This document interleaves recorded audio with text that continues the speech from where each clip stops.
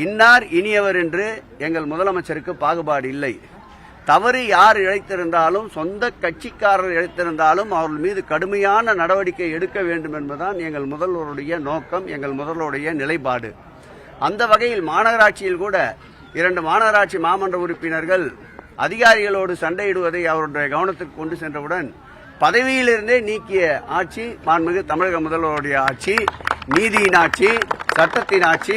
கடந்த காலங்களில் நடந்தது சாத்தான்களின் ஆட்சி. அதற்கு சாட்சி சாத்தான்குள்ள சம்பவமே அதற்கு ஒரு சாட்சி. பிரீப்பா சொல்லியாச்சு, உனக்கு ஹெட்லைன் கொடுத்தாச்சு. இப்ப நீங்க எங்க இருக்கிறீங்க? சாலையில் தான் இருக்கிறீங்க.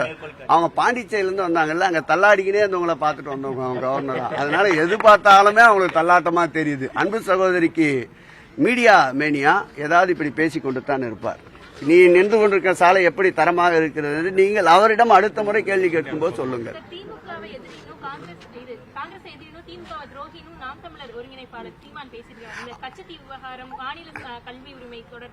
அவர் வசைப்பாடாத ஆளுகள் யாராவது இருந்தால் அடையாளம் காட்டுங்கள்.